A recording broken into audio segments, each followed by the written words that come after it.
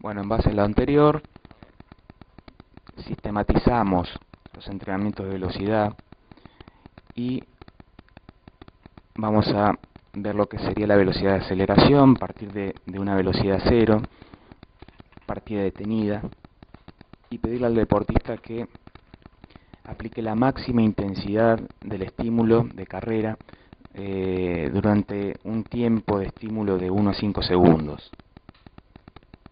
La distancia a recorrer de 3 a 40 metros, a menos de 40 metros, número de serie 2 a 4 series, número de repeticiones 3 a 4 repeticiones, micropausa de 1 a 1 minuto y medio, macropausa de 3 a 5 minutos, el volumen de entrenamiento pequeño de 1 al 3% y el nivel de lactato en sangre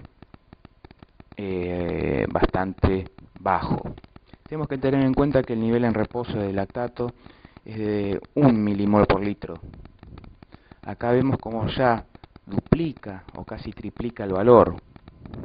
Antes se decía que en la velocidad de aceleración el nivel de lactato debía ser menos de 3 milimoles, ahora menos de 2,5. O sea, tratar de meter la menor cantidad de ácido láctico posible. Ustedes fíjense que el estímulo es muy corto y ya duplicamos la cantidad de lactato. Lo que no significa que sean valores muy altos, realmente son valores bajos por más que sean el doble.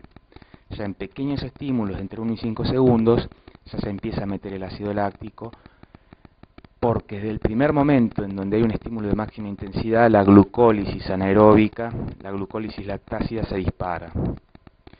La glucólisis lactácida se dispara inmediatamente de un esfuerzo intenso. Y vemos con esfuerzos realmente cortos, en intensidad y en duración y máximos, ya hay ácido láctico en sangre. Pero no pueden pasar de estos milimoles, porque cuanto más alto es el nivel de ácido láctico, va a perjudicar nuestra velocidad de carrera y vamos a convertir un estímulo específico de aceleración en un estímulo inespecífico, porque cuanto más, como decíamos antes, cuanto más el ácido láctico se mete,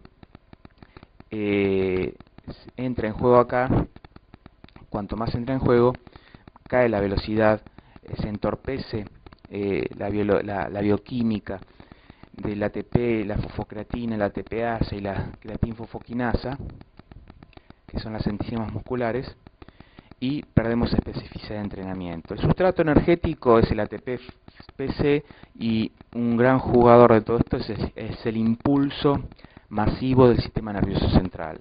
O sea, tiene que haber una motivación importante y un entrenamiento del sistema nervioso central en enviar información, enviar estímulos masivos y máximos de impulso nervioso que hace que nuestra carrera sea máxima. O sea, el sistema nervioso central en esto juega un papel fundamental. Cuando la velocidad cae, el trabajo se termina. En una sesión de entrenamiento, cuando el entrenador ve que su deportista pierde técnica, el trabajo se termina. Cuando el entrenador ve que el deportista pierde velocidad, el trabajo se termina. Porque si no, perdemos especificidad de estímulo. El trabajo de velocidad de aceleración, de velocidad de lanzada, de velocidad cíclica máxima, tiene que respetar esta premisa fundamental. Tiene que ser un trabajo de alta calidad. Tiene que ser máxima velocidad. Tiene que ser respetar la coordinación y la técnica, y tiene que evitar niveles altos de ácido láctico, y cuando la velocidad cae o la técnica cae, el trabajo se termina. Después veremos si lo tenemos que terminar antes, si nos equivocamos en la distancia, tendría que ser menor, si tendría que ser menos series o menos repeticiones, o si las micropausas deberían ser más largas o más cortas, o si las macropausas deberían ser más largas o más cortas, o si debemos trabajar, por ejemplo, en mejorar la capacidad aeróbica, porque si tenemos una mala potencia aeróbica, nuestros trabajos van a ser siempre cortos, porque en las micropausas y en las macropausas, los que van a supercompensar este déficit de ATP fosfocreatina que se produce por el estímulo máximo, si nuestro consumo máximo de oxígeno es bajo, no vamos a poder hacer un trabajo de calidad. Entonces hay que mejorar el consumo de oxígeno para poder hacer trabajos de calidad, en intensidad y en volumen. Un velocista con mala capacidad aeróbica por ahí te hace 2 o 3 repeticiones muy buenas, pero no te puede hacer un trabajo completo muy bueno. Hay que terminarlo antes porque cae la velocidad, porque lo que no da en las pausas el consumo de oxígeno bueno, lo da el sistema anaeróbico láctico, como decíamos antes, y entonces los niveles de ácido láctico empiezan a subir. Y ahí hay que terminar el trabajo. Mejor consumo de oxígeno, menor pausa y más volumen de trabajo. Y lo que caracteriza a un deportista formado, a un deportista bien entrenado, es el volumen de trabajo. O sea, poder hacer más series, más repeticiones, con menores pausas, significa un deportista bien entrenado y con un buen consumo de oxígeno.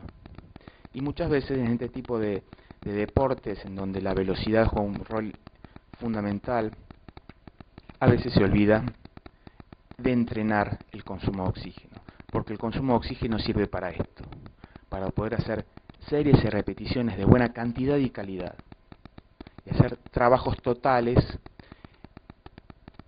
en series, en repeticiones y en tiempos buenos o muy buenos, gracias al buen consumo de oxígeno, que no hay que olvidarlo. Son preponderantes la fuerza máxima y la potencia, o sea, aquí es muy importante, como se sale de velocidad cero y hay que trasladar el cuerpo y hay que acelerar al cuerpo total, la fuerza máxima y la potencia. O sea, acá se ensamblan los trabajos de fuerza de gimnasio, los trabajos de potencia de gimnasio, los trabajos de potencia de pliometría, los trabajos de fuerza máxima y de potencia en gimnasio o fuera del gimnasio, pero los trabajos complementarios de los que son los trabajos propios de velocidad, de correr. Y bueno, el nivel coordinativo y técnico de las salidas o de la aceleración son más que importantes. A nivel del gimnasio, todo el trabajo que desarrolle la fuerza y la fuerza máxima con ejercicio de sobrecarga son complementarios. Dentro de ellos la sentadilla profunda, que desarrolla la parte de cadera, glúteos y cuádriceps y zona lumbar baja es muy importante. Y lograr fuerzas máximas elevadas con sentadilla, lo que nos va a permitir los ejercicios de potencia clásicos de levantamientos de arranque y de envión con pesos elevados. Y hay que prestarle especial atención a la extensión de tobillos. En la salida de tacos, por ejemplo, en los 100 metros, el ángulo del tobillo es bastante pronunciado, el ángulo de articulación del tobillo es bastante agudo. Entonces los gemelos tienen que tener buena flexibilidad y mucha potencia, o sea, la extensión del tobillo, tanto sea en las salidas como en la parte media de la carrera, en los 30, 40, 50 metros, es fundamental una potencia de extensión del tobillo.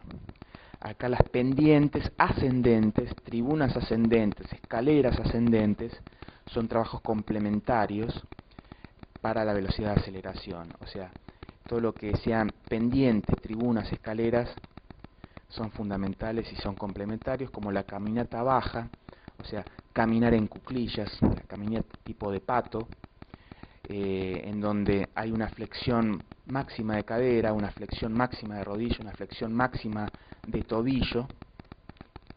Son trabajos complementarios también muy buenos, y todo lo que es pliometría y de extensores y saltos en profundidad nos dan una combinación de la fuerza máxima y una combinación de la potencia, y todos estos son los principales trabajos complementarios.